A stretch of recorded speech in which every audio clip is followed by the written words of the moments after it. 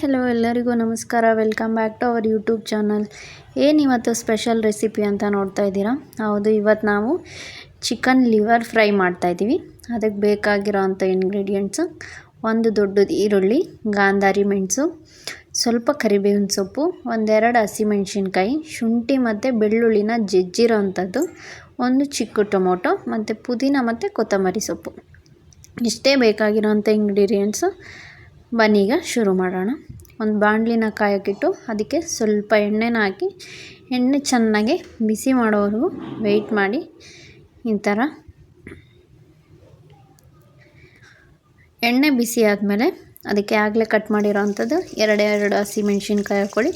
ಒಂದು ಸ್ವಲ್ಪ ಗಾಂಧಾರಿ ಮೆಣಸು, ಇದು ರುಚಿ ಕೊಡುತ್ತೆ ಮತ್ತು ಖಾರನೂ ಚೆನ್ನಾಗಿರುತ್ತೆ. ಹಾಗಾಗಿ ಅದು ಸ್ವಲ್ಪ ಫ್ರೈ ಆದಮೇಲೆ ಈರುಳ್ಳಿ ಸೇರಿಸ್ಕೊಳ್ಳಿ. ಈರುಳ್ಳಿ ಜೊತೆಗೆ ಕರಿಬೇವಿನ ಸೊಪ್ಪನ್ನು ಸೇರಿಸ್ಕೊಳ್ಳಿ. ಎರಡೂ ಒಟ್ಟಿಗೆ ಸೇರಿಸ್ಕೊಳ್ಳಿ.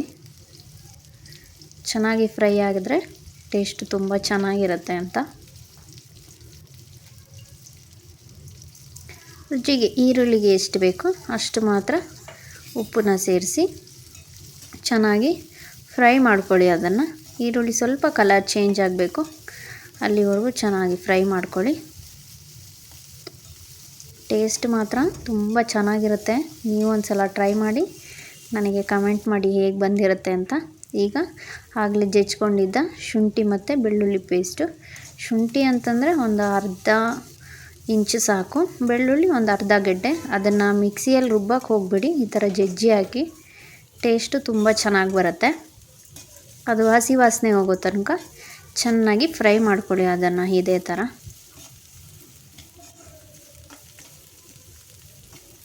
ಹೀಗೆ ಚೆನ್ನಾಗಿ ಫ್ರೈ ಮಾಡ್ಕೊಳ್ಳಿ. ಹಸಿ ವಾಸನೆ ಹೋಗ್ತಾ ಅದೊಂದು ಚೆನ್ನಾಗಿ ಅರೋಮಾ ಬಂದ ಮೇಲೆ ಒಂದು ಟೊಮೊಟೊ ಹೆಚ್ಚಿಟ್ಕೊಂಡಿದ್ದನ್ನ ಸೇರಿಸ್ಕೊಳ್ಳಿ.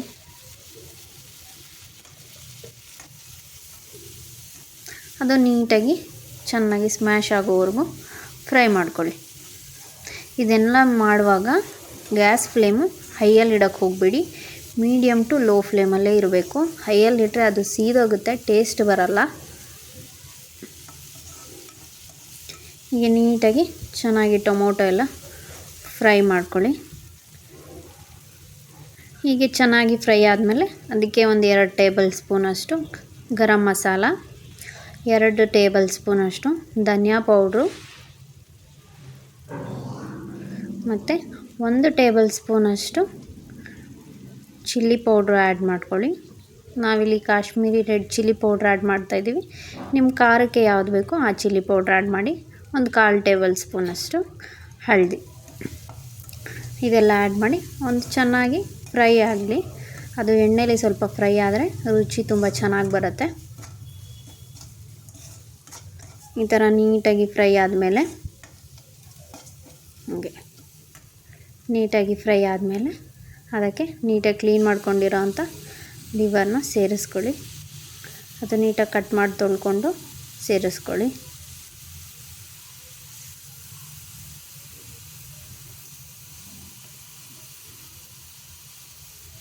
ಲಿವರ್ ಎಲ್ಲ ಸೇರಿಸಾದ್ಮೇಲೆ ಒಂದೊಳ್ಳೆ ಮಿಕ್ಸ್ಚರ್ ಕೊಡಿ. ನಾವು ಮಾಡಿರೋಂಥ ಮಸಾಲೆ ಎಲ್ಲ ನೀಟಾಗಿ ಅದೆಲ್ಲದಕ್ಕೂ ಆಗಬೇಕು. ಈ ಥರ ನೀಟಾಗಿ ಮಿಕ್ಸ್ ಮಾಡ್ಕೊಳ್ಳಿ. ನೀಟಾಗಿ ಈ ಥರ ಮಿಕ್ಸ್ ಮಾಡಿದ್ಮೇಲೆ ಸ್ವಲ್ಪ ಅದಕ್ಕೆ ರುಚಿಗೆ ತಕ್ಕಷ್ಟು ಉಪ್ಪು ಹಾಕ್ಬಿಟ್ಟು ಮತ್ತೊಂದು ಮಿಕ್ಸ್ ಕೊಡಿ. ಚೆನ್ನಾಗಿ ಈ ಥರ ಮಿಕ್ಸ್ ಮಾಡ್ಕೊಳ್ಳಿ.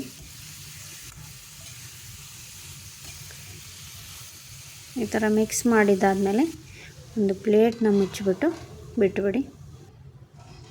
ನೀಟಾಗಿ ಮಧ್ಯ ಈ ಥರ ನೋಡ್ಕೋತಾ ಇರಿ. ನೋಡಿ ಅದೆಷ್ಟು ನೀರೆಲ್ಲ ಬಿಟ್ಕೊಂಡಿದೆ. ಈ ಥರ ಚೆನ್ನಾಗಿ ನೀರೆಲ್ಲ ಬಿಟ್ಕೊಳ್ಳುತ್ತೆ. ಆ ನೀರೆಲ್ಲ ನೀಟಾಗಿ ಡ್ರೈ ಆಗೋ ತನಕ ನಾವು ಬೇಯಿಸ್ಕೋಬೇಕು. ಹಾಗೆ ಮಧ್ಯ ಕ್ಲೋಸ್ ಮಾಡ್ತಾ ಬೇಯಿಸ್ಕೋತಾ ಇರಬೇಕು. ನೀಟಾಗಿ ಬೇಯಿಸ್ಕೊಂಡಾದಮೇಲೆ ಲಾಸ್ಟಲ್ಲಿ ಈ ಥರ ಫುಲ್ ಡ್ರೈ ಆದಮೇಲೆ ಅದಕ್ಕೆ ಕೊತ್ತಂಬರಿ ಸೊಪ್ಪು ಮತ್ತು ಪುದೀನ ಸೊಪ್ಪನ್ನ ಆ್ಯಡ್